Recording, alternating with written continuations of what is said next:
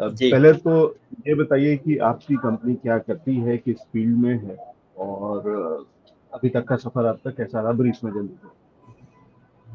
जी तो ट्रायोटी टेक्नोलॉजीज 12 साल पहले हमने स्टार्ट किया था। उससे पहले मैंने हॉस्पिटल्स में काम किया हुआ है, इंडिया और इंडिया से बाहर। प्राइमरी मैक्स हेल्थ केयर से मैं जुड़ा था जब मैक्स हेल्थ केयर स्टार्ट हुआ था, और उसके बाद इंडिया से बाहर भी काम किया, और फिर एनटीटी में काम करके फिर ये कंपनी स्टार्ट की। प्राइमरली हम लोग जो हॉस्पिटल्स और क्लिनिक्स हैं उनके सॉफ्टवेयर बनाते हैं इंडिया और इंडिया के बाहर। अभी तक हमने 11 देशों में ये प्रोडक्ट को इम्प्लीमेंट किया है।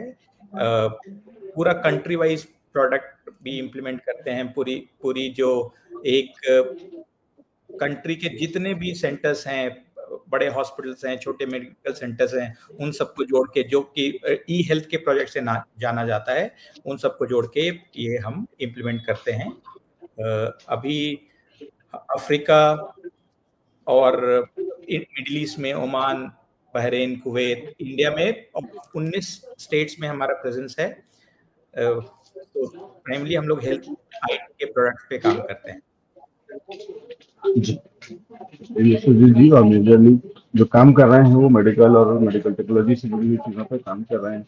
हिमांशु सिक्का जी हमारे साथ में हैं। हिमांशु जी, आईपी ग्लोबल क्या करती है, किस फील्ड में है, और आपका अभी तक का सफर ब्रीफ में। धन्यवाद Lavjeet ji. IP global social development sector में कंसल्टिंग सर्विसेज और इम्प्लीमेंटेशन सर्विसेज प्रोवाइड करती है, और जो गवर्नमेंट के प्रोग्राम्स होते हैं उनकी इम्प्लीमेंटेशन में सपोर्ट करती है। हम लोग डिफरेंट सेक्टर्स में काम करते हैं: health, education, skilling, infrastructure development. ये कुछ कोर सेक्टर्स हैं हमारे, along with women empowerment and rural development. So जो गवर्नमेंट की प्रोग्राम्स हैं, जो national government priority areas identify करती है, हम उनकी पॉलिसी डेवलपमेंट में सपोर्ट करते हैं और उसकी इम्प्लीमेंटेशन में सपोर्ट करते हैं एट स्टेट लेवल, और इंश्योर करते हैं कि जो पॉलिसी और इम्प्लीमेंटेशन में गैप होता है नॉर्मली, वो मिनिमाइज रहे। हम लोग पिछले 25 साल से ये काम कर रहे हैं।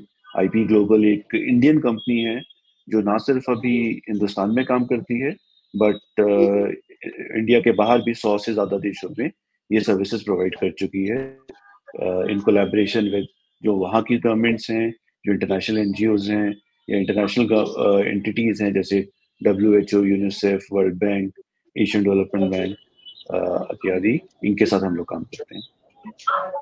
जी, ठीक है। और ये बहुत ही इंटरेस्टिंग काम है जहाँ पे कि सरकार और उसकी इम्प्लीमेंटेशन, सरकारी पॉलिसीज और उनके इम्प्लीमेंटेशन के बीच में जो गैप्स होते हैं, इनको फिल करने में, गैप को आइडेंटिफाई करने में एटलीस्ट हिमांशु जी काम करते हैं। तो आपके लिए हिमांशु जी बहुत सारे मेरे पास कठिन सवाल भी होंगे। ठीक है, तो चलिए पहले से डरा दो तो इससे लगता है कि हाँ कुछ कठिन आने वाला है। सुरजीत जी, शुरुआत आपसे कर रहा हूँ, समझने की कोशिश करूंगा। क्या उम्मीदें थी सरकार से पिछले 10 सालों में, कितनी उम्मीदें पूरी हुई, और अब आगे कैसे रास्ते देखते हैं? लवजीत जी, अगर आप देखें, जो बेसिक ह्यूमन नीड है, जो हम हमेशा बोलते हैं कि रोटी, कपड़ा और मकान, लेकिन कोविड ने एक चीज सिखा दी कि बस रोटी, कपड़ा और मकान नहीं चाहिए। अब उसमें हेल्थ या स्वास्थ्य भी इक्वली इंपॉर्टेंट है, वो ऐड होना चाहिए एज ए बेसिक पिलर। सरकार मुफ्त अनाज दे रही है तो रोटी पे तो काम हो रहा है। मकान के लिए सरकार वो भी फैसिलिटेट कर रही है, जिनके पास मकान नहीं है तो रोटी, मकान पे भी काम सरकार कर रही है। उसी तरह स्वास्थ्य पे भी सरकार को उतना ही ध्यान देना चाहिए जितना कि बाकी और चीजों पे दिया जाता है। एक्सपेक्टेशंस तो बहुत सारे थे। अगर आप बाकी विकसित देशों से कंपेयर करें तो हमारा जीडीपी पे जो हेल्थ केयर पे स्पेंडिंग है वो 2.5% इंटरिम बजट में बढ़ाया गया है, जबकि विकसित देशों से कंपेयर करें तो अमेरिका तो 17-18% पे है, जर्मनी, जापान के 10% के करीब है। तो एक्सपेक्टेशन है कि हेल्थ केयर पे स्पेंडिंग बढ़नी चाहिए। बाकी देशों से डायरेक्ट कंपैरिजन इसलिए भी नहीं होना चाहिए क्योंकि वहां पे पब्लिक हेल्थ जो कि गवर्नमेंट फंडेड हैं, वो बहुत सारे इंस्टीट्यूशंस होते हैं। इंडिया में प्राइवेट हेल्थ केयर भी उतना ही यूज होता है। तो एक्सपेक्टेशन तो सबसे पहले ये थी कि हम प्राइवेट को भी उतनी ही इंपॉर्टेंस दें, क्योंकि बहुत सारे लोग हैं जो गवर्नमेंट हॉस्पिटल्स में नहीं जाते हैं, वो प्राइवेट हॉस्पिटल्स में जाते हैं, तो उतनी इंपॉर्टेंस और स्पेंडिंग गवर्नमेंट की उसमें भी बननी चाहिए। दूसरा, कुछ मॉडल्स जो अभी कुछ स्टेट, क्योंकि health is a state subject, कुछ स्टेट गवर्नमेंट ने पीपीपी मॉडल पे बहुत सारे हॉस्पिटल्स खोले थे, वो भी, उस पे भी स्पेंडिंग सरकार की बढ़नी चाहिए, participation between the government and जो प्राइवेट सेंटर्स हैं, वो चीजें होनी। तीसरी चीज है, ये मांग बहुत टाइम से चल रहा है कि एक, जैसे इंश्योरेंस में आईआरडीए है जो एक रेगुलेटरी बॉडी है, अनफॉर्चुनेटली हेल्थ केयर में कोई ऐसा रेगुलेटरी बॉडी नहीं है अभी। तो एक तो फोकस वो था कि वो एक कोई रेगुलेटरी बॉडी हो जो नॉर्म्स दे। अभी अगर मैं सरकारी अस्पताल की बात करूं या प्राइवेट हॉस्पिटल्स की बात करूं, एक कोई कॉमन नहीं है जिससे ये सारे लोग जुड़े होते हैं। एक हेल्थ केयर रेगुलेटरी की भी बात हो, जहां पे कॉमन सब एक प्लेटफॉर्म पे आए, एक रूल्स पे गवर्न हो। और एक लास्ट चीज जो एक्सपेक्टेशन थी कि एपीडीएम जो आयुष्मान भारत स्कीम है, उसमें एक एक्सपेक्टेशन थी कि सरकार उस पे भी अपनी स्पेंडिंग बढ़ाए, और जितने से जितने जल्दी, अगर हम, उसका इंटेंट तो बहुत ही बढ़िया है, जो एबीडीएम जो डिजिटल प्लेटफॉर्म गवर्नमेंट कर रही है, जो आभा आईडी जनरेशन की बात कर रही है कि जितने भी इस सिटीजन्स हैं इस कंट्री के, उनका एक यूनिक आईडी होगा, वो किसी भी अस्पताल में जा पाएंगे, चाहे सरकारी हो या प्राइवेट हो, उनके सारे क्लिनिकल रिकॉर्ड्स अवेलेबल होंगे। इससे हम उसको बेहतर केयर दे पाएंगे। लेकिन इसके लिए इंसेंटिवाइजेशन होना चाहिए प्राइवेट को, सारे पार्टीज को। सबसे बड़ी दिक्कत जो आज की डेट में ये है कि प्राइवेट हॉस्पिटल्स और सरकार में एक थोड़ा मिसट्रस्ट का माहौल है। उस ट्रस्ट को ये करने के लिए सरकार को कुछ ऐसी पहल करनी चाहिए कि उन सबको ये लगे कि जो भी सरकार की स्पेंडिंग बढ़ रही है वो इन टोटल हेल्थ केयर की बढ़ने के लिए, और कुछ इंसेंटिवाइजेशन होना चाहिए प्राइवेट हॉस्पिटल्स को लिए इन सब चीजों को यूज करने के लिए।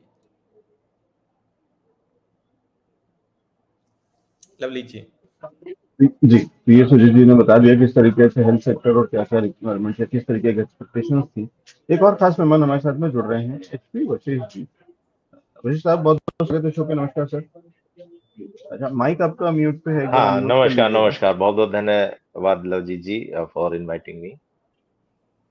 जी, और वशिष साहब, आपकी जो फर्म है, जितना मैं समझता हूँ, होम स्टे पे या किस पे काम करती है, गीतांजलि होम स्टे, क्या है ये कंपनी, क्या करते हैं और किस तरीके से बिजनेस चला रहे हैं, कौन सी इंडस्ट्री हो, किस तरीके से, एक बार थोड़ा अपने बेसिकली सर हम लोग Gurugram based real estate consultancy firm है, जो पिछले 12 वर्षों से जो निवेशक हैं जो रियल एस्टेट में इन्वेस्ट करते हैं उनको सहयोग कर रहे हैं, उनको हेल्प करते हैं।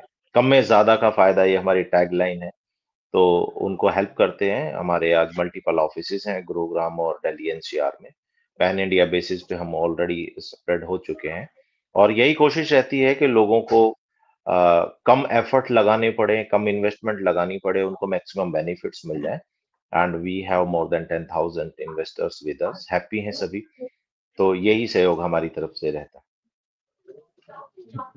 और वशिष्ठ साहब से फिर ये जानना इंटरेस्टिंग होगा कि रियल एस्टेट सेक्टर की क्या डिमांड हैं, क्या रिक्वायरमेंट्स हैं, या क्या उम्मीदें हैं सरकार से, और पिछले 10 सालों में कितनी उम्मीदें पूरी हुई और अब आगे के लिए कैसे क्या चीजें मांगते हैं?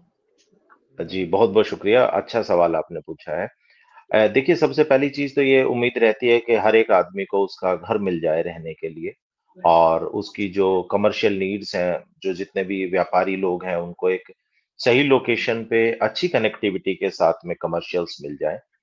तो हमारी तो हमेशा से यही उम्मीद रहती थी कि क्योंकि बेसिकली मैं गुरुग्राम के अंदर बेस्ड हूँ, तो यहाँ पे अच्छी डेवलपमेंट हो सके, दिल्ली के बिल्कुल पास है और सारी चीजें। तो पिछले 10 सालों में जो यहाँ की डेवलपमेंट के आधार पे देखूं, या दिल्ली मुंबई कॉरिडोर हमारे गुड़गांव तक आ गया है, तो आप सोच सकते हैं कि मुंबई तक की डेवलपमेंट आपको जानने को मिल जाती है। तो गुरुग्राम एक ऐसा क्षेत्र है जो पूरे पैन इंडिया पे साइबर सिटी के नाम से जाना जाता है।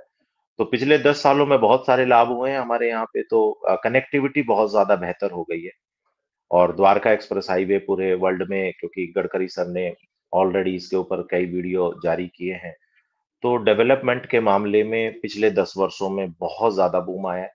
कोरोना काल के टाइम पे जो मंदी आ गई थी, जो क्राइसिस हो गए थे रियल एस्टेट को, वो भी अब कहीं जा करके रिकवर हो चुके हैं, और तेजी बहुत ज्यादा है आज की डेट में। आपने शायद न्यूज में भी पढ़ा होगा कि मोर देन 100 करोड़ की प्रॉपर्टी गुरुग्राम के अंदर सेल हुई है। तो सरकार की तरफ से काफी अच्छा सहयोग रहा है। इसमें हमारे पास में स्टाम्प ड्यूटी कम करने पे चर्चा रही, और उसमें भी विषय चल रहा है। और 10 लाख करोड़ के निवेश से 1 करोड़ लोगों को आवास दिए जा रहे हैं, उसमें भी चर्चा चल रही है। लेडीज अच्छे से अपनी स्वामित्व हासिल कर सके प्रॉपर्टी के ऊपर, उसके लिए भी स्टाम्प ड्यूटी कम करने पे चर्चा चल रही है। और उसके अलावा जो इंडस्ट्रियल पार्क्स हैं, उसके लिए भी 100 सिटीज के अंदर करीबन 12 औद्योगिक पार्क जो है डेवलपमेंट पे विषय पे चर्चा चल रही है। तो काफी अच्छा ग्रोथ मुझे नजर आ रहा है आने वाले 5 सालों के लिए मेरे इस रियल एस्टेट सेक्टर के अंदर। जी, रियल एस्टेट सेक्टर के अंदर में काफी अच्छा ग्रोथ एक्सपेक्ट कर रहे हैं अवश्य साहब। चलिए एक बार चलता हूँ हिमांशु जी के पास में, और देखता हूँ कि हिमांशु जी को अपने सेक्टर, क्योंकि उनका सेक्टर तो सीधे से सरकार से जुड़ा ही हुआ है। तो हिमांशु जी, आप तो सबसे क्लोजली सरकार से काम करते होंगे, सरकार से, तो आपकी तो बातें बहुत आराम से सीधा सीधा डायरेक्ट आपका कनेक्शन हॉटलाइन से आप सरकार से बात कर लेते होंगे। चीजें कुछ होती हैं, कुछ बदलता है या कुछ नहीं सुनाई? नहीं, ये तो देखिए बहुत ऑब्वियस है। अगर हम पिछले 10 साल की प्रोग्रेस देखें कंट्री के अंदर, बहुत चीजें बदली हैं एंड बहुत इम्प्रूवमेंट्स हुई हैं। वशिष्ठ जी ने इंफ्रास्ट्रक्चर की बात करी, तो जो हमारा फोकस रहा है रोड कंस्ट्रक्शन पे ओवर द लास्ट 10 ईयर, और जो इस बार के बजट में भी जो थोड़ी देर पहले अनाउंस हुआ कि 1 लाख करोड़ से ऊपर की लोकेशन इंफ्रास्ट्रक्चर सेक्टर के लिए इस बार की गई है, वो बहुत ही प्रशंसनीय है और एक विजन शोकेस करती है सरकार का कि आगे चलते हुए इंफ्रास्ट्रक्चर, टेलीकॉम, जो कि आईटी सेक्टर से बहुत जुड़ा हुआ है, ये फोकस एरियाज हैं जिसमें इन्वेस्टमेंट की बहुत जरूरत है एंड गवर्नमेंट फोकस्ड है। सुरजीत जी ने भी हेल्थ के बारे में बोला। अभी हेल्थ के बारे में मैं सुन नहीं पाया हूँ कि वेदर बजट के अंदर कुछ बोला गया या नहीं बोला गया, बट अगर हम पिछले 4-5 साल का देखें और पूरा आयुष्मान भारत जो स्कीम्स हैं गवर्नमेंट की, जो एबीडीएम के लिए हो, डिजिटल मिशन के लिए हो, या हेल्थ एंड वेलनेस सेंटर जो आरोग्य मंदिर के नाम से बोले जा रहे हैं, उनके बारे में उस पर काफी इन्वेस्टमेंट हुआ है। और आई एम प्रीटी श्योर कि आगे चलते हुए भी इन्वेस्टमेंट इन एरियाज में कंटिन्यूड रहेगा। आज के बजट की बात की जाए तो जो जितना मैं सुन पाया था, उसमें जो सबसे बढ़िया बात निकल के आ रही है, जो फोकस है एम्प्लॉयमेंट जनरेशन पे, क्योंकि इंफ्रास्ट्रक्चर तो क्रिएट हुआ है, बट कुछ एम्प्लॉयमेंट पर जो फोकस थोड़ा कम था, वो इस बजट में काफी ज्यादा फोकस लाया गया है। स्किलिंग के ऊपर बहुत ज्यादा फोकस लाया गया है, बिकॉज ये बहुत रियलाइज है कि ट्रेडिशनल एजुकेशन इनफ नहीं होगी अगर हमें आगे बढ़ना है एज अ कंट्री। हमें स्किलिंग पे, वोकेशनल ट्रेनिंग पे फोकस करना पड़ेगा। तो जो government national skill development guarantee scheme की बात करी गई है, जिसमें 7.5 लाख तक का लोन प्रोवाइड किया जाएगा विदाउट कोलेटरल फॉर स्किलिंग, ये बहुत देश को आगे ले जाएगा, एम्प्लॉयमेंट जनरेशन में बहुत ज्यादा सपोर्ट करेगा। सिमिलरली एजुकेशन लोन्स के ऊपर भी 3% पे एजुकेशन लोन्स देने की बात की गई है। ये दोनों आई थिंक जो स्कीम्स गवर्नमेंट लाई है, इससे एम्प्लॉयमेंट जनरेशन पे बहुत इम्पैक्ट होगा।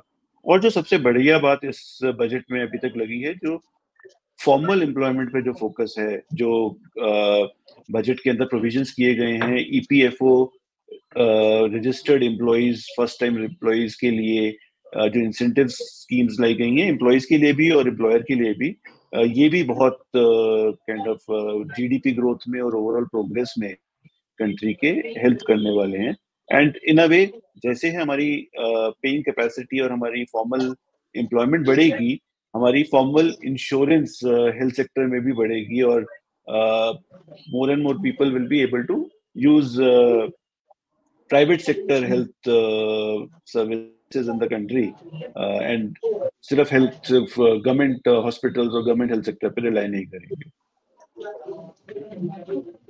जी, ये कुछ एक चीजें यहाँ पे नजर है, और अनाउंसमेंट्स में जो चीजें आ रही हैं वो अभी और इसको थोड़ा एनालाइज करने के लिए थोड़ा समय लगेगा, लेकिन बाजार जिस तरीके से एनालाइज कर रहा है वो आपकी स्क्रीन पे है और ऑलमोस्ट डे लोज के आसपास काम कर रहा है, तो कहीं तो स्टॉक मार्केट डिसअपॉइंट होता हुआ लग रहा है। बड़ी गिरावट, एक बड़ी वीकनेस आ रही है, करीब ऑलमोस्ट 1.25% की वीकनेस है, यानी कि ऑलमोस्ट 280 पॉइंट से ज्यादा निफ्टी टूटा हुआ है, ऑलमोस्ट 500 पॉइंट की कमजोरी बैंक की निफ्टी में है।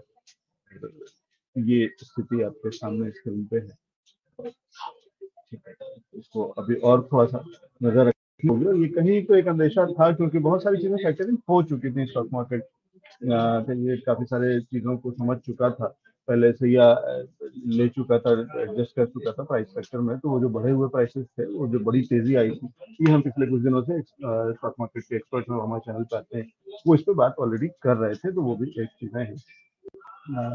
एक बार वापस से बशीर जी के पास जा रहा हूँ। तो बशीर जी, जब आप रियल एस्टेट को रिप्रेजेंट करते हैं और वहां से जो बातें बता रहे थे, तो उसको थोड़ा सा दो हिस्से में एक बार समझने की कोशिश कर रहा हूँ। एक वो वाला रियल एस्टेट है जो कि लग्जरी सेगमेंट की बात करता है। जब हम आप जहाँ गुरुग्राम से आते हैं, तो वहाँ पे हम एक बड़ा बहुत वायरल सा एक वो रील और खबर देखते हैं कि 100 करोड़ का फ्लैट। तो 100 करोड़ का फ्लैट मतलब एक बहुत बड़ी चीज हम सुनते हैं कि हाँ ठीक है, कितना महंगा हाँ। फ्लैट बिक रहा है। लेकिन वहीं साथ ही साथ सिग्नेचर ग्लोबल जैसी कंपनीज भी हैं जो अलग तरीके से काम कर रही हैं। और इत्तेफाक की बात है कि मैं भी गुरुग्राम में ही रहता हूँ। और क्या बात। जब पहली बार गया था 10-12-15 साल पहले, जब पहली बार गुड़गांव शिफ्ट हुआ था, वहाँ से ओरिजिनली नहीं है, तो जब पहली बार शिफ्ट हुआ था नोएडा से वहाँ पे, और हम फ्लैट देखने निकले थे, तो पहली बार हमें पता चला था कि एक ऐसा शहर है जहाँ 2 BHK होता नहीं है। हम नोएडा से निकले तो 2 BHK ढूंढ रहे थे, और वो बड़ा मुश्किल हुआ ढूंढना कि या तो आप जी। EWS ले लो, और या तो फिर आप सीधे 3 BHK और उसके ऊपर की चीजें तेरी होती है, क्योंकि वो बेच पहले लो। ही सेगमेंट जैसा ही शहर था। तो हमें पहला बार एक बड़ा झटका लगा था कि पहले 1 BHK के पैसे तो और इकट्ठा करो, प्लस वो BHK भी नोएडा वाले कंपैरिजन के नहीं है। तो वो प्राइसिंग भी हमें कहीं अलग तरीके से, और फिर 10 साल और लग गए हमें एक फ्लैट खरीदने में। ठीक है, लेकिन वहां पे जो दो हिस्से हैं, ये जो दो धड़े हैं, उन दोनों में किस तरीके का इस समय चीजें देख रहे हैं? आपको क्या दिख रहा है कि, क्योंकि वो बड़ी वाली ग्रोथ तो हमने देखी है, वो वाली बुकिंग तो हमने बहुत सारी खबरें सुनी कि कुछ एक मिनटों के अंदर में कैसे वो हजारों करोड़ रुपए के जो बुकिंग हो जाती है, जो कि पाँच लग्जरी पाँच सेगमेंट में। 5-5 मिनट के अंदर, और लोग रात को 4 बजे तक लाइन में लगा रहे हैं लेने के लिए। हाँ, तो ये हम आईफोन के लिए सुनते थे कि नया लॉन्च हो रहा है और लाइन लगी हुई है उसको लेने के लिए। ये तो पहली बार है कि कोई ऐसा वाला, ठीक है, लेकिन कैसे होता होगा वो आप बेहतर जानते होंगे, उसकी हाँ डिटेल्स में जी, हाँ नहीं जा जी। रहा हूँ। लेकिन साथ ही साथ अफोर्डेबल हाउसिंग और लग्जरी हाउसिंग, ये दोनों में किस तरीके का डिफरेंस दिख रहा है, और क्या ट्रेंड दिखा है पिछले कुछ समय के अंदर? बहुत अच्छा सवाल है। सर, जैसा कि आपने बताया, यहाँ पे लग्ज़री और अल्ट्रा लग्ज़री प्रोजेक्ट्स को बहुत तेज़ी से लॉन्च भी किया गया, और सभी को पता है कि वो बहुत तेज़ी से बिक भी गए। लेकिन जैसे सिग्नेचर ग्लोबल ने करीबन यहाँ पे 8 प्रोजेक्ट, जो मिडिल फैमिली है या लोअर ग्रेड की जो गरीब तबके के लोग हैं, उनके लिए यहाँ पे ऑलरेडी अफोर्डेबल हाउसिंग भी करीबन 6-7 लॉन्च करी गई है। पीछे आने वाले जो समय निकल गया, तो लग्जरी का पूरी की पूरी सेगमेंट 5 करोड़ से लेकर के और 15 करोड़ तक की सेगमेंट का पूरा यहाँ पे ऑलरेडी अवेलेबिलिटी बहुत अच्छे तरीके से हुई है।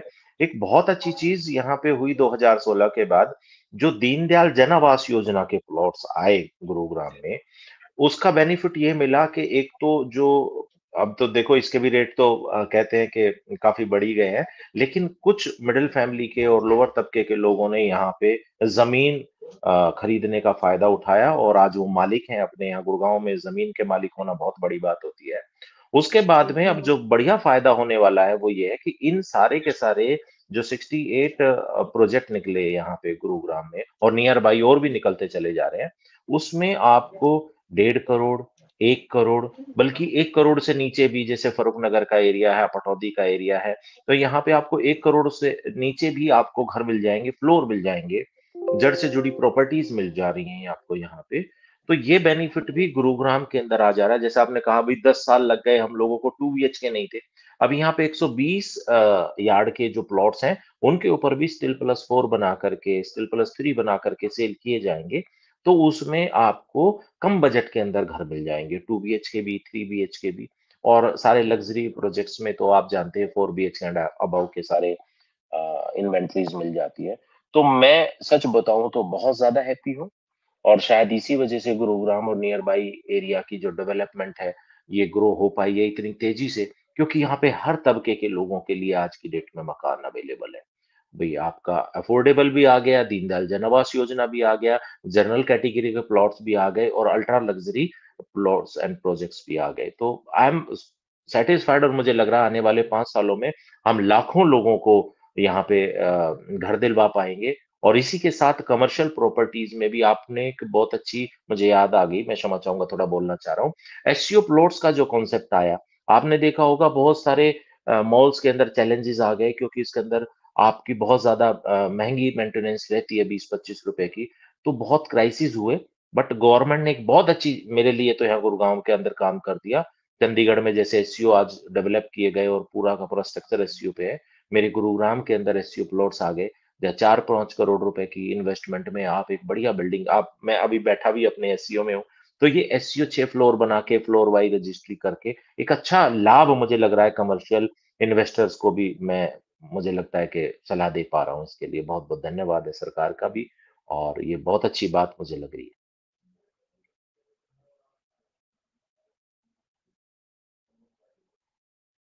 मैं क्षमा चाहूंगा, आई होप मेरी आवाज आप तक पहुंच रही है, क्योंकि आपकी आवाज मुझ तक नहीं आ पा रही है। जी जी, नहीं आपकी आवाज पहुंच रही थी, मेरा माइक म्यूट पे था, अभी म्यूट कर दिया। लेकिन आप जो जी बता लवली रहे जी। थे उसमें एक चीज है कि सरकार, आप तो कह रहे हैं कि बहुत अच्छी चीजें करी, लेकिन फिलहाल बजट में सरकार ने इंफ्रास्ट्रक्चर के लिए कुछ भी नहीं दिया है, और उसके चलते रियल एस्टेट का जो इंडेक्स है वो आपके सामने स्क्रीन पे है। बड़ी पिटाई हो रही है। एक स्टॉक मार्केट के हमारे साथ एक्सपर्ट जुड़ गए हैं, पंकज जानवर जी। पंकज जी, एक बार फिर स्वागत है, और बहुत सही समय है आप इस समय जुड़े हैं, क्योंकि अभी हम जो चर्चा कर रहे थे वो बात तो अच्छी अच्छी कर रहे थे हम सरकार के लिए, लेकिन यहाँ पे बड़ी गिरावट, 280 पॉइंट की, एक 1.25% की कमजोरी निफ्टी के अंदर में, ऑलमोस्ट 1% की कमजोरी बैंक निफ्टी में, एक मतलब बड़ी वीकनेस, बड़ी गिरावट देखने को मिली है। और खासकर अभी जो तुरंत हम बात कर रहे थे वो रियल एस्टेट पे बात कर रहे थे। तो पहला सवाल तो मैं आपसे ये पूछ रहा हूँ कि ये जो रियल एस्टेट के अंदर में जो बड़ी वीकनेस आई है, जो बजट के अनाउंसमेंट्स के चलते, क्या ये अपॉर्चुनिटी है यहाँ पे खरीदारी करके रियल एस्टेट में कहीं कुछ, कोई ऐसे स्टॉक्स देखते हैं आप डीएलएफ या कुछ, जहाँ पे कुछ खरीदारी करी जा सकती है? सिलेक्टिव स्टॉक्स में एलेक्स जी डेफिनेटली इसके अंदर कहीं खरीदारी के मौके दिखते हैं, लेकिन टू बी वेरी ऑनेस्ट, जिस तरीके का अभी बजट पेश किया गया हुआ है इंटरिम बजट के अंदर और ये बजट के अंदर, एक हेयरलाइन का जो डिफरेंस था वो साफ दिखाई दे रहा है। और बिहार के अंदर एक, मैं जब मॉर्निंग में बात कर रहा था और इसके पहले भी मैं नेशनल टेलीविजन पे भी ये बात बहुत रेगुलरली बताते आ रहा हूँ कि अगर जब तक स्टॉक मार्केट को कोई फेवरेबल न्यूज नहीं मिलेगी या कोई फेवरेबल अनाउंसमेंट्स नहीं मिलेंगे तो स्टॉक मार्केट ओवरऑल चलना मुश्किल है। जैसे कि हम लॉन्ग टर्म कैपिटल गेन और शॉर्ट टर्म कैपिटल गेन की बात जब सुबह में भी कर रहे थे और थ्रू आउट द डिस्कशन भी हम लोगों की यही बातें चल रही थी। अभी अभी रिसेंटली जो न्यूज फ्लैश हुई है उसके अंदर लॉन्ग टर्म कैपिटल गेन भी बढ़ा है, शॉर्ट टर्म कैपिटल गेन भी बढ़ा दिया है, एसटीटी के चार्जेस भी बढ़ा दिए उन्होंने, जिसके चलते एक मार्केट के अंदर एक सुपर क्रैश यहाँ पे देखने मिल रहा है। मिड कैप्स के अंदर एक सीरियस थ्रेट नजर आ रहा है अभी मार्केट में, क्योंकि तो जिस तरीके से डे बिफोर यस्टरडे एक अच्छी खासी मंदी इसके अंदर देखने मिली थी, वही इंडिकेशंस थे। लेकिन कल मिड कैप की एक्सपायरी के चलते मिड कैप का जो पूरा इंडेक्स है वो काफी अच्छा उन्होंने लेके गए, लेकिन अभी 2200 पॉइंट की जो गिरावट है वो बड़ी तकलीफ देह है। जब मॉर्निंग में आपसे बात हो रही थी अलेख जी, देखिए फंड्स वाले लोग करीब करीब 1.5 लाख करोड़ की कैपिटल के साथ में बैठे हुए हैं। अब इनको जैसे तैसे कहीं ना कहीं डिप्लॉय तो करना होगा, वरना इनका जो परफॉर्मेंस शीट है वो इम्पैक्ट होगा, वो कहीं ना कहीं हैमर होगा। तो हो सकता है कि बड़े फंड्स जिसके अंदर जो फंडामेंटली अच्छे स्टॉक्स हैं, अब आपके जो बेसिक सवाल है उसके ऊपर आ जाता हूँ कि अगर कोई इंफ्रास्ट्रक्चर का कोई फंड है तो जो सिलेक्टिव स्टॉक्स है जिसके अंदर अभी गिरावट देखने मिली है और जिनका पेडिग्री और बुक्स काफी अच्छे हैं, वो स्टॉक्स के अंदर पैसा लगना शुरू हो जाएगा। मिसाल के तौर पे मैं एक बात बता दूं कि लार्ज कैप्स के अंदर गोदरेज प्रॉपर्टीज का जो कुल रेवेन्यू आता है वो पूरा की पूरा बुक्स में दिख जाता है। मतलब जनरल पब्लिक भी अगर वो देखना चाहे तो उनको समझ में आ जाता है कि सारा पैसा जो है वो बुक्स के अंदर ही आ रहा है। तो इस स्टॉक्स के अंदर काफी अच्छा पैसा लगाकर पैसा बन सकता है। DLF जैसे स्टॉक जो दिल्ली के अंदर काफी अच्छा काम कर रहे हैं, दिल्ली और NCR में, तो इस स्टॉक्स के अंदर अच्छी अपॉर्चुनिटीज देखने मिलती है। At any given point in time, down in 3 years 4 years की अगर आप बात करते हैं, तो इंफ्रास्ट्रक्चर को देखिए बनना ही बनना है, उसको चलना ही चलना है। ये थोड़ा सा स्पॉन्टेनियस नी जर्क रिएक्शन मार्केट का देखने मिल सकता है। इससे बड़ा नुकसान जो है वो फ्यूचर्स के ऑप्शंस के प्लेयर्स को होता है, लेकिन जो एक स्टैग्नेंट प्लेयर है जो लॉन्ग टर्म के हिसाब से या फिर एक मीडियम टर्म के हिसाब से कोई स्टॉक में रुचि रखता है, ये सेक्टर वाइज काफी अच्छा है, लेकिन फिलहाल ये थेमेटिक बाय नहीं हो सकता है एज ऑफ नाउ ये कंडीशंस के ऊपर, बीइंग अ टेक्निकल एनालिस्ट। लेकिन एक बड़ी वीकनेस मार्केट के अंदर में कारण आपको बता दिया है पंकज जी ने, क्योंकि बहुत सारा टेस्टिंग, बहुत सारी चीजें, लॉन्ग टर्म कैपिटल गेन भी और शॉर्ट टर्म कैपिटल गेन भी। यहाँ पे एक शायद सही समय होगा कि हमारे साथ में चंदन जी भी हैं जो कि इन मामलों के एक्सपर्ट हैं। और चंदन जी, एक तरफ तो मिडिल क्लास के लिए थोड़ी अच्छी खबर है जहाँ पे उनका कुछ टैक्स बच जाएगा और जहाँ पे इनकम टैक्स के अंदर में कुछ रियायतें दी गई हैं, तो बहुत नहीं तो 15-17 हजार रुपए टाइप का तो कुछ एक बचत है। लेकिन ये बड़ा नुकसान है जब आपको पता है कि अब देश जो है अब जा करके इक्विटीज की तरफ, अब जा करके इस तरीके के एसेट क्लास की तरफ देखना शुरू किया है। और बहुत सालों बाद, बहुत दशकों बाद जाकर के बाजार कितने सालों से है शेयर बाजार और ये सारी चीजें, लेकिन हम अभी तक एफडी तक सीमित थे। सरकार क्या कोशिश कर रही है कि सब लोग एफडी तक और बैंक तक ही सीमित रहे, ये तो बहुत ही अलग तरीके का नजरिया हुआ और बहुत ही वन साइडेड हुआ था। देखिए, जो मैंने ब्रॉडली अभी देखा, मुझे ऐसा लग रहा है कि ये बजट इंडिविजुअल को इतना इंसेंटिवाइज नहीं कर रहा। अभी हम पिछले शो में जैसे डिस्कस कर रहे थे कि एंजल टैक्स एक बड़ा इशू बना हुआ है, एंजल टैक्स को अबॉलिश कर दिया गया है इस बजट में। तो स्टार्टअप्स के लिए तो किया आपने, पर इंडिविजुअल को आप पेनलाइज कर रहे हो। ये फिर से हम 90s और उस दौर में जा रहे हैं जहाँ 20% तक LTCG में होता था। इसको ना मार्केट ना इन्वेस्टर कम्युनिटी इन जनरल, आपको अभी इंसेंटिवाइज करना है लोगों को, और वो इन्वेस्टमेंट के लिए, ट्रेडिंग के लिए नहीं। LTCG अगर आप चेंज करते हैं तो इसका this will have a chilling effect, इसलिए उसका असर आप यहाँ भी देख पा रहे हैं। तो और स्टैंडर्ड डिडक्शन में बहुत ज़्यादा नहीं, मेरे ख्याल से 75,000 कर दिया है अब।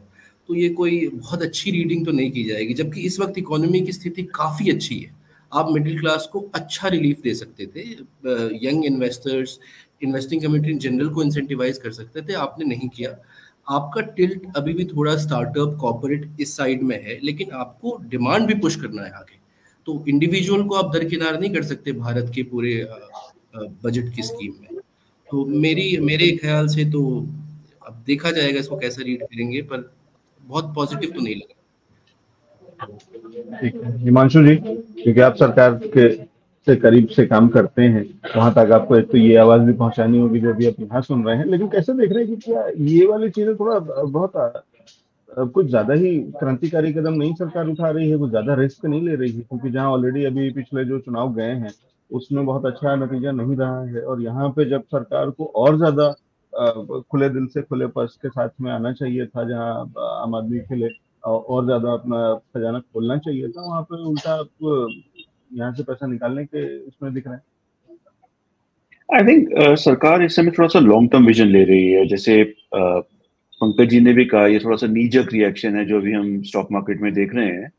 गवर्नमेंट का इस बजट में जितना मैं सुन पाया था बजट स्पीच में, थोड़ा लॉन्ग टर्म विजन है, जो एम्प्लॉयमेंट जनरेशन पे फोकस है और जो गारंटी स्कीम्स लाई गई हैं MSME सेक्टर के लिए, उसका ऑफकोर्स अपटेक बढ़ाना पड़ेगा। पहले भी गारंटी स्कीम्स रही हैं, अपटेक के ऊपर फोकस लाना पड़ेगा। बट ये दोनों चीजें जो है, एम्प्लॉयमेंट जनरेशन और MSME सेक्टर को स्ट्रॉन्ग करना, ये लॉन्ग टर्म फोकस है। सिमिलरली जो स्टार्टअप्स पे फोकस है और जो कॉर्पोरेट्स पे फोकस है, ये भी लॉन्ग टर्म में बेनिफिट करेगा to the economy in increasing the incomes in general, and then markets of course will grow accordingly. जो ये लॉन्ग टर्म कैपिटल गेन्स में इंक्रीज है और जो शॉर्ट टर्म कैपिटल गेन्स में इंक्रीज है, आई थिंक उसका जो की फोकस रहा है, जो अभी हम देख रहे थे ना, FAO पे भी आई थिंक सो कुछ डिसीजंस आए हैं, फ्यूचर्स एंड ऑप्शंस ट्रेडिंग पे भी। मार्केट में स्पेकुलेटिव ट्रेडिंग बहुत ज्यादा हो रही थी by very very young population, तो उसको थोड़ा कंट्रोल लाने के लिए भी ये हो सकता है स्टेप लिया गया हो। मैं बजट पूरा सुन नहीं पाया हूँ तो इसलिए क्लियरली नहीं बता सकता। चंदन जी हंस रहे हैं, तो I think so he may be having more details on that.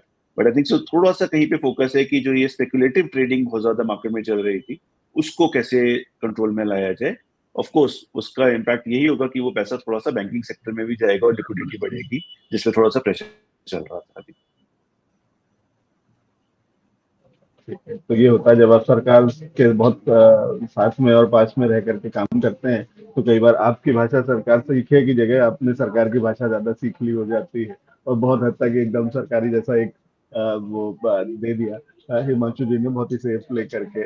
लेकिन कहीं ना कहीं लोगों को तकलीफ तो होने वाली है, और उसमें एक बड़ा तबका जो है वो वशिष्ठ जी से जुड़ा हुआ। वशिष्ठ जी अनम्यूट करके बताइएगा अब इसको कैसे देखते हैं, क्योंकि अगर लॉन्ग टर्म कैपिटल गेन की बात हो रही है, एक बड़े नुकसान की बात हो रही है यहाँ पे, और बड़ी तो रियल एस्टेट पे भी आता है, क्योंकि वहां तो हम इसको बहुत ज्यादा प्ले देखते हैं। अभी इसके बाद पंकज जी से पूछूंगा, क्योंकि इसका बड़ा सेटबैक आपके सामने आया था मार्केट के अंदर में। वो ठीक है, मार्केट संभाल लेता है, बहुत सारी और चीजें होंगी तो वो वाली चीजें, लेकिन बड़ा झटका है, और खासकर इन्वेस्टर्स के लिए, निवेशकों के लिए ये तो थोड़ा सा विरोधाभास है सरकार की। आप इतनी अभी थोड़ी देर पहले तारीफ कर रहे थे, और अब सरकार ने आप ही के बिजनेस पे कहीं ना कहीं सेंध लगा दी। देखिए क्या होता है कि हर एक आदमी का ना अपना अपना पॉइंट ऑफ व्यू होता है, और मैं पिछले इतने वर्षों से कार्यरत हूं और मैंने इससे बहुत बड़ा डाउनफॉल कोरोना काल में देखा है। तो मुझे ऐसा लगता है कि अपॉर्चुनिटी हमेशा, जैसे सर चंदन जी भी कह रहे थे कि डाउनफॉल में, और भी पैनलिस्ट ने बताया कि डाउनफॉल जब आता है तो अपॉर्चुनिटी आती है, और कुछ स्टॉक्स के अंदर बाइंग कैपेसिटी बन पा रही है। तो मुझे ऐसा लगता है कि जब मार्केट डाउन आती है तो डिस्काउंट्स बहुत सारे मिल जाते हैं, है ना। अभी मेरे गुड़गांव के अंदर बहुत सारे लोगों ने बोला कि भाई बहुत ज्यादा रेट बढ़ गए हैं, है ना। 25-25 हजार रुपए स्क्वायर फीट में यहाँ पे घर बिक रहे हैं। तो मैं इसको थोड़ा सा पॉजिटिव देखता हूँ कि कहीं ना कहीं जो सर भी बोल रहे थे कि भाई स्पेकुलेशन चल रही है, तो उस चीज को देख करके मुझे ऐसा लगता है कि ये अपॉर्चुनिटी है बाइंग, और रेट अगर कम होते हैं तो मुझे लगता है कि जो लोग एक कम बजट की प्रॉपर्टी लेने पे मजबूर थे और वो थोड़ा सा ओवर बजट होने की वजह से प्रॉपर्टी बाय नहीं कर पा रहे थे, तो मार्केट में करेक्शंस एक अच्छी मौका होता है, मुझे तो ऐसा लगता है। और as a real estate consultant मुझे कभी भी रियल एस्टेट खरीदने वालों को तो कभी भी लॉस, हाँ टाइम बीइंग जरूर लगता है, जैसा कि कोरोना में 7 साल के बाद एकदम इतनी उछाल आई है।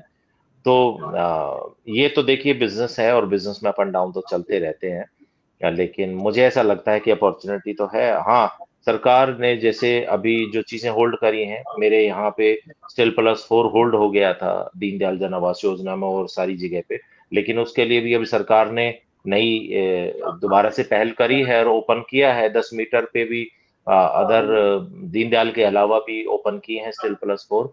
तो मैं तो इसको देखिए पॉजिटिव ही देख पा रहा हूँ, और अब इसको आप कुछ भी कह सकते हैं लेकिन मेरे लिए तो ये अपॉर्चुनिटी ही नजर आती है।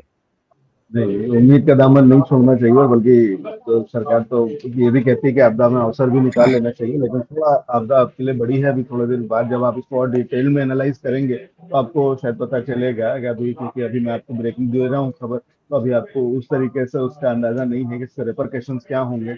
अगर चंदन जी थोड़ी देर में अगर हम इसको और डिटेल में बता पाएंगे और आपको समझा पाएंगे तो आपको पता चलेगा। मैं देखिए, मैं समझ तो सारी बातें रहा हूँ, लेकिन मैं तो एक ही बात कहूंगा कि देखिए जब तक हम उम्मीद का दामन पकड़े रहेंगे तो कुछ ना कुछ तो रिजल्ट पॉजिटिव ही रहेंगे ना।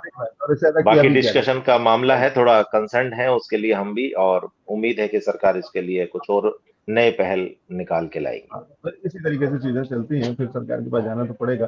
पंकज जी वापस से एक बार फिर दोनों चीजें, लॉन्ग टर्म कैपिटल गेन भी बढ़ गया, शॉर्ट टर्म कैपिटल गेन भी बढ़ गया, F&O भी बढ़ गया। इसी खतरे की बात मैंने आपसे सुबह करी थी, और ये अंदेशा मैंने आपको जताया था, और माफी चाहता हूँ लेकिन मेरा अंदेशा सच हो गया, और फिलहाल तो ये खबर आ गई। अब आगे क्या देखते हैं, कितना इसका नुकसान देखते हैं बाजार के ऊपर में, क्योंकि आप भी सरकार के बहुत वो रहे हैं, आपने सरकार की भर भर के तारीफें करी है, लेकिन फिलहाल तो सरकार आपके साथ में ये कर रही है। देखिए जो इसकी सबसे बड़ी जो मेडिसिन है कोई भी चीज की, वो वक्त होता है, और समय के चलते देखिए कोई मार्केट से बाहर तो नहीं निकलेगा। मान लीजिए हम लोग 5 लोग पैनल में बैठे हुए हैं, तो 5 लोग ट्रेडिंग करते ही हैं, और कोई ट्रेडिंग से आउट नहीं होने वाला है। तो क्या है कि थोड़ी साइकोलॉजी थोड़ी चेंज करेगी इसके अंदर कि किस लेवल पर और किस तरीके से हम लोगों को काम करना है। बट डेफिनेटली जहाँ तक जो छोटे ट्रेडर्स हैं या इवन जो किसी की हेल्प लेकर ट्रेड लेते हैं, उनके लिए एक थोड़ी सी दिक्कत वाली बात हो जाती है क्योंकि वो स्पॉन्टेनियस ट्रेडिंग नहीं कर पाते हैं। गवर्नमेंट का बहुत कीन ऑब्जर्वेशन है फिलहाल, लेकिन वो पेडिग्री भी छोड़ना नहीं चाह रहे हैं कि कुछ लंबे टैक्सेस के रिजिम लगाकर जो उनको पेडिग्री आने वाली है उसके लिए भी वो कुछ कर नहीं सक रहे हैं, और जो कंसल्टेशन इनको करना है उसके ऊपर इनकी एक बुनियादी तौर पर एक बातचीत जारी है और सेबी रोज कुछ ना कुछ एक नए कंसल्टेशन के ऊपर लेके आ रहे हैं। इनका जो मेन मकसद है वो फ्यूचर्स ऑप्शंस की जो ट्रेडिंग है वो कहीं ना कहीं एक दायरे में लेके आए उनको, जिसके लिए अलग अलग चीजें भी अभी चरण में रखी हुई थी सामने की। 20 लाख 25 लाख या 30 लाख तक की इनकी जो है लॉट साइज वो कर दी जाए, ऑप्शंस जो है वो वीकली थोड़े से कम कर दिए जाए। लेकिन आप देखिए कि रोजमर्रा की जिंदगी में इनको कितना टैक्स यहाँ से मिल रहा है। और जैसे मैंने एक बात बोला कि ये शिफ्ट हो सकता है, जो कच्चे वाले खिलाड़ी हैं जो डब्बा ट्रेडिंग करते हैं उसके अंदर ये चीजें हो सकती है, और ये थ्रेट गवर्नमेंट भी काफी भली बात ही जानती है। अब टैक्सेस बढ़ने से चीजें है कि कोई ट्रेडिंग बंद नहीं करेगा, लेकिन डेफिनेटली इसका एक वॉल्यूम के ऊपर जो है वो टाइमिंग थोड़ा सा इम्पैक्ट देखने जरूर मिल सकता है। अब गवर्नमेंट ये कोई स्टेप तो पीछे लेने से रही और ना कुछ ये कुछ होने वाला है। जो चीज इन्होंने डिसाइड कर ली है उसके साथ में ही चलना है। बहुत रिफॉर्म्स आज तक हम लोगों ने विटनेस किए हैं पूरे मार्केट में, और since last more than 18 years मैं भी ये सारी चीजें बहुत नजदीक से मैं विटनेस कर रहा हूँ। तो डाइजेस्ट हो जाता है समय के साथ में कि हर दवा का मर्ज जो है जो समय है तो उसके साथ में वो डाइजेस्ट होगा और होना भी चाहिए।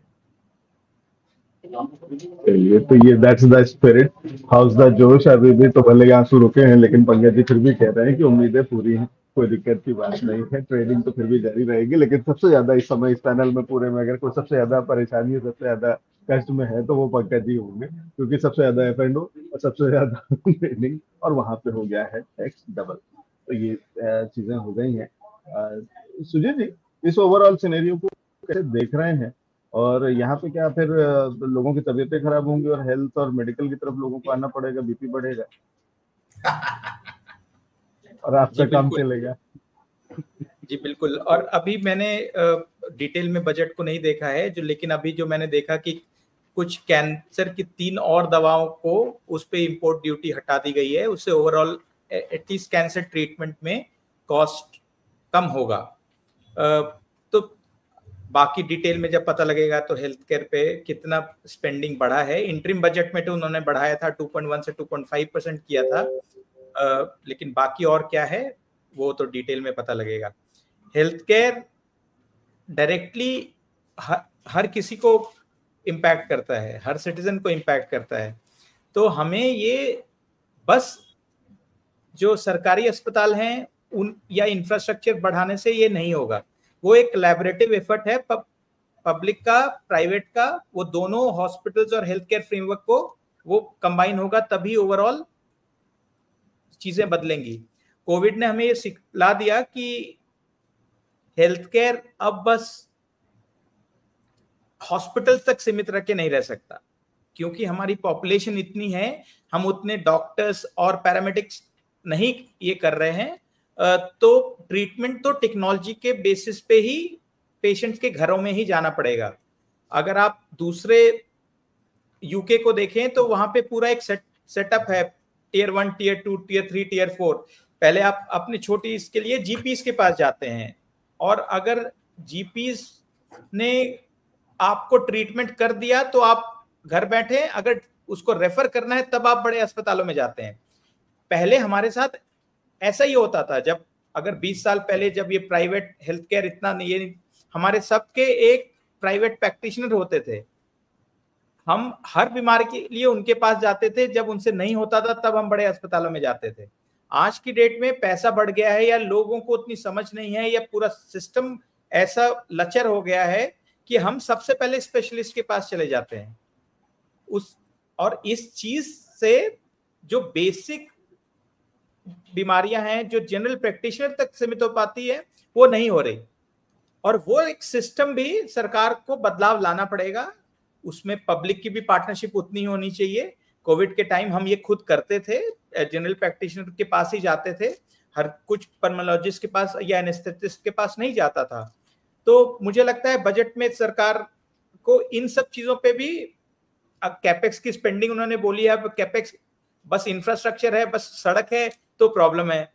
अगर अस्पताल हैं और जो लोग हैं उसके अंदर जो डॉक्टर्स होंगे, पैरामेडिक्स होंगे, और जो उस पे कैपेक्स होगा, जो मशीन्स लगेंगी, अगर उस पे भी सरकार का फोकस है तो बहुत बढ़िया, ये हम सब के लिए ये अच्छी खबर है। फोकस अच्छी खबरों पर ही है। और कहीं ना कहीं जो दो बड़ी खबरें, चंदन जी आपके पास आ रहा हूँ, जो मेरे लिए जो दो टेक अवे निकल के आ रहे हैं आज के बजट से, उसमें दो चीजें हैं। एक तो शेयर बाजार से जुड़ा हुआ है, जो मैं आपको डिटेल में भी अगर बता दूं तो समझिए कि Chandan ji, capital gain on share market income increase, short term capital gain 15% से बढ़ा करके 20% कर दिया गया है। लॉन्ग टर्म कैपिटल गेन 10% से बढ़ा करके 12.5% कर दिया गया है। एग्जेम्पशन जो स्लॉट था वो बढ़ा करके 10 लाख से बढ़ा करके 12.5 लाख कर दिया गया है। STT on FNO increase to 0.02%। तो मैं जहां तक समझता हूँ ये डबल हो गया। पंकज जी, डबल हो गया ना एफएनओ? चलिए पंकज जी, आवाज नहीं पहुंच रही होगी, क्योंकि जहां तक मैं समझ में आता है कि वो डबल हो गया। तो ये तो एक खबर है जहां पे हम बात कर रहे हैं बाजार से जुड़े हुए लोगों के लिए जो खबर आई है। और दूसरी खबर जिस पे फोकस किया जा रहा है वो ये है कि टैक्स स्ट्रक्चर चेंज हुआ है, वहां पे रिलीफ आया है मिडिल क्लास के लिए, जो कि एक्सपेक्टेड था, लेकिन एक्सपेक्टेशंस के हिसाब से नहीं आया। एक्सपेक्टेशन ज्यादा थी, रिलीफ ज्यादा चाहिए था, तो उतना भी नहीं है। तो ये बहुत बड़ा अमाउंट नहीं है। 0 से 3 लाख तक की इनकम पे नील है, 3 से 7 लाख पे 5% है, 7 से 10 लाख पे 10% है, 10 से 12 लाख की इनकम पे 15% टैक्स, 12 से 15 लाख की इनकम पे 20% टैक्स, और 15 लाख के ऊपर 30% टैक्स। तो ये भी कुछ बहुत ऐसा कुछ नहीं है जहाँ पर कुछ बड़ा रिलीफ मिडिल क्लास के लिए कहीं ना कहीं मुझे तो ये, मैं फंडामेंटल रूप से इसको कोई रिफॉर्म नहीं मानता हूँ। आप स्लैब्स ऐड करते जाइए, इससे आपको ये बस दिखता है कि you are short of ideas. और ये पिछले डिबेट में भी हम डिस्कस कर रहे थे कि इनकम टैक्स कोड को आप रेगुलेशन का कोड ना बनाएं, आप इसको रेवेन्यू कलेक्शन का कोड बनाएं। अगर आपको कोई चीज लगती है कि स्पेक्युलेटिव है, मुझे पसंद नहीं आ रही, तो मैं इसको टैक्स डाल के किल करूंगा। वो दिखाता है कि आपको रेगुलेशंस पे विश्वास नहीं है, आपकी कंप्लायंस स्ट्रांग नहीं है, आपकी जो एजेंसीज इस पे डील कर रही है, they are not able to find the culprits. आप क्या जनरल इंडस्ट्री को आप पेनलाइज कर दे रहे हैं टैक्स कोड से, जिससे मेरा एक फंडामेंटल डिसएग्रीमेंट है। मुझे लगता है कि इनकम टैक्स अगर इंडिया को अपना बढ़ाना है तो आपको बेस बढ़ाना पड़ेगा। वो लॉन्गर टर्म विजन जो है वो ये है कि ज्यादातर लोग इनकम टैक्स स्लैब में आए। आज हमारी सिचुएशन ये है कि सिर्फ 3% लोग इनकम टैक्स के ब्रैकेट में आते हैं, है ना। इससे क्या पता चलता है कि देश में जो पर कैपिटा इनकम है या जो लोगों की इनकम है वो कम है। आप ब्रैकेट बढ़ाने, आप लॉन्ग टर्म विजन करिए, पर कैपिटा इनकम बढ़ाइए, ज्यादा लोगों को ब्रैकेट में लाइए, रेदर देन कि जो लोग हैं उनसे ही हर एक बार आप थोड़ा थोड़ा इंक्रीमेंटली निकालते जाते हैं।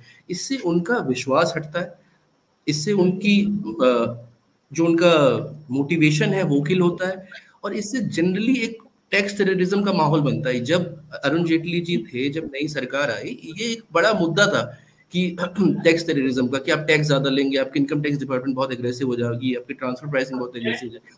आज हमें ब्रॉडली ये सब देखने को मिल रहा है। तो मुझे लगता है एक फंडामेंटल शिफ्ट नहीं हो पाया है अभी भी। वो जो हम बात कर रहे थे कि वो प्रीवियस वाला, वो एलेक्स इन द वंडरलैंड वाला ट्रेडमिल ग्रोथ, अब जितना तेज दौड़े वापिस अब वही पहुंचते हैं इंडिया में। तो ये ठीक नहीं है। आपको अगर रिफॉर्म करना है तो आप बस स्लैब्स की टिंकरिंग 50,000 को 75,000 कर दिया, ऐसे आपको बहुत क्रेडिट तो नहीं मिलेगा, और मैं ऐसे कोई बहुत व्यापक चेंज भी नहीं देख पाता। तो बड़ा व्यापक चेंज नहीं देख रहे हैं, और ये फिलहाल स्थिति है। पंकज जी, कोई क्लोजिंग रिमार्क? अनम्यूट करके सर, माइक करके।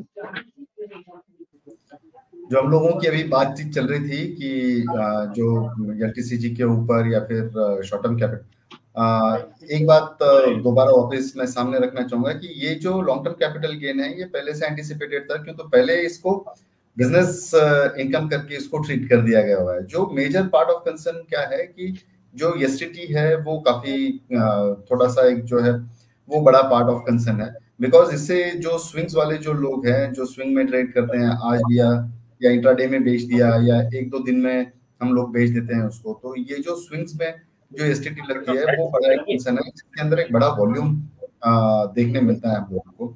तो जो प्रॉफिटेबिलिटी होगी वो टैक्स के इसके अंदर जाएगी भी, और जो प्रॉफिट्स है वो उसके अंदर श्रिंक हो सकते हैं वहां पे। तो यही एक कंसर्न है। ये 2.5% यहाँ से बढ़ने का, देखिए जो अगर 5 लाख रुपए अगर कोई बना रहा है एक साल में लॉन्ग टर्म कैपिटल गेन के हिसाब से, तो उसके अंदर उसका जो खर्चा बढ़ा है वो मुझे लगता है 5 से 6 हजार रुपए तक का बढ़ा होगा। अब मैं कैलकुलेशन नहीं कर पा रहा हूँ, लेकिन 6 हजार रुपए मैक्स टू मैक्स इसका एक दायरा बढ़ा हुआ है, तो इससे ज्यादा कोई बड़ा फर्क नहीं पड़ने वाला है। जो बंदा लॉन्ग टर्म में 5 लाख या 50 लाख रुपए कमा रहे हैं, तो वो 6 हजार और 60 हजार देने में कोई आगे पीछे नहीं देखेगा। और बाकी बहुत सारी चीजें हैं इसके अंदर। अगर आप स्विंग ट्रेडर्स हैं, इंट्राडे के अंदर जो ट्रेड्स करते हैं, तो उसके अंदर जो एसटीटी का जो दायरा बढ़ा हुआ है वो डेफिनेटली एक बड़ा सेटबैक है।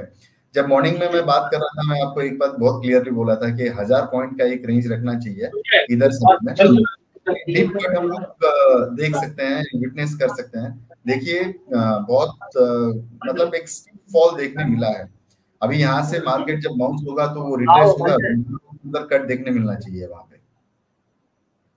ये बात क्लियर है। मुझे लगता है कि निफ्टी के अपने लेवल्स जो है वो शिफ्ट हो चुके हैं, और 23,800, 23,500, 23,000 तक की एक बार डीप यहाँ पे देखने मिल सकती है। ये कोई सरप्राइज नहीं होगा मार्केट के लिए अगर यहाँ से निफ्टी 1000 पॉइंट कट होता है तो।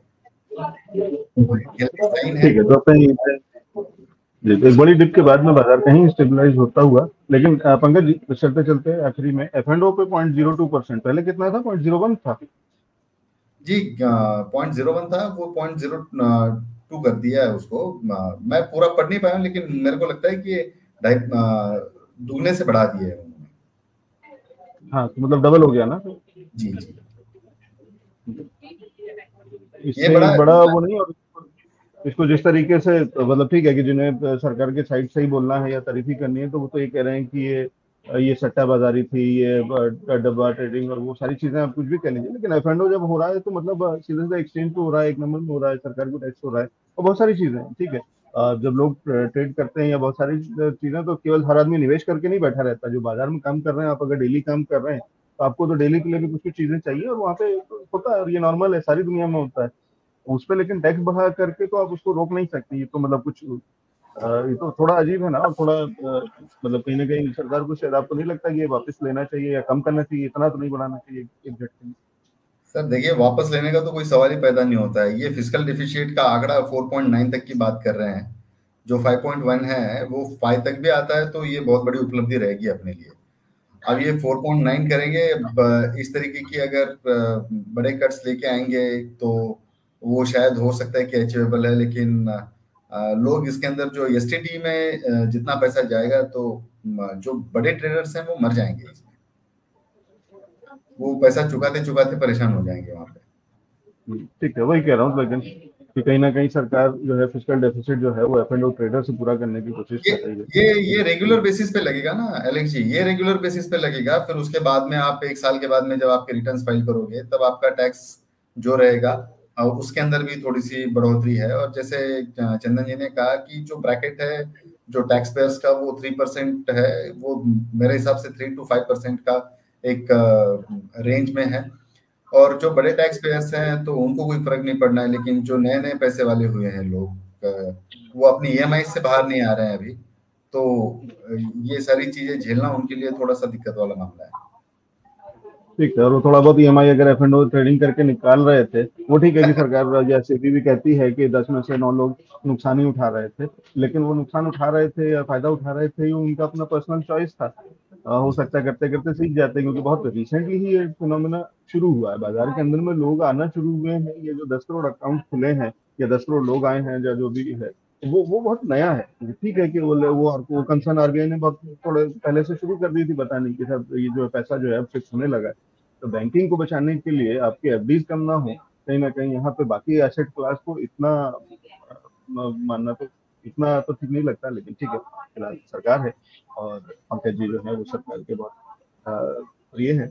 सरकार उनको बहुत प्रिय है, तो इसलिए वो इससे ज्यादा तो कुछ नहीं कहेंगे। वो अपने ऊपर भी लेने को तैयार है, खुद भी झेलने को तैयार है कि सरकार का फिस्कल डेफिसिट पूरा करने के लिए उन्होंने इतना बलिदान तो दे दिया। बहुत शुक्रिया सभी मेहमानों का, हमारे साथ में जुड़ने के लिए। बढ़िया चर्चा थी, आप लोगों ने समय निकाला, अच्छी चीजें, अच्छी बातें, बहुत सारा डिस्कशन, बहुत कुछ शायद सरकार को मैसेज जाना चाहिए कि क्या चीजें होनी चाहिए और क्या चीजें बदलनी चाहिए।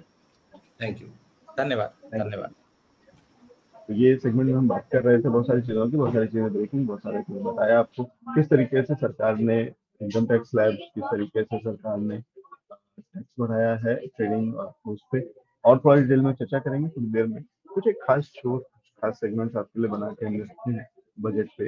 एक खास मेहमान हमारे यहाँ आए थे और ये खास मेहमान एक समय में देश का बहुत बड़ा इंस्टीट्यूट चलाते थे एमबीए का, IIPM के नाम से जानते होंगे, और उसका नाम था अरिंदम चौधरी।